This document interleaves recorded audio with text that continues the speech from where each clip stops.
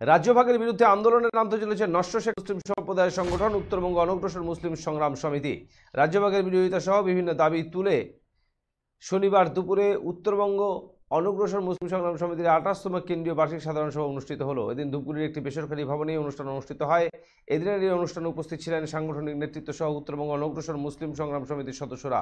এই সভার মধ্য দিয়ে এনআরসি সিএ বাতিল করে নাগরিকত্ব প্রদান সহ রাজ্যভাগের চক্রান্তের বিরুদ্ধে আন্দোলনে নামার কর্মসূচি নেওয়া হয়। সংগঠনের সভাপতি আবুল হোসেন বলেন, আমরা রাজ্যভাগের বিরোধিতা করি, এ নিয়ে আন্দোলনে নামব।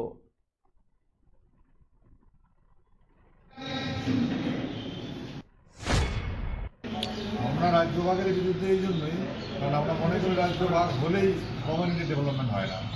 কারণ যদি কমিউনিটি প্রকৃত ডেভেলপমেন্ট করতে হবে তাহলে আত্মসমাজের উন্নয়ন করতে হবে। এটা নস্য শেখের এক সংগঠন যে রাজ্যভাগের পক্ষে কথা বলছে, তো এই বিষয়ে আপনারা কি বলে? এটা আমরা মনে করি এটা একটা হঠকারী সিদ্ধান্ত হবে। রাজ্য ভাগ করলেই যে জনজাতির উন্নতি হবে তা নয়। তাহলে তো অনেকগুলো রাজ্য ভাগ হয়ে যেত, সেই এলাকায় তো উন্নয়ন হয়নি। যে বিহার ভেঙে ঝাড়খণ্ড লোকই ঝাড়খণ্ডে তো উন্নয়ন হয়।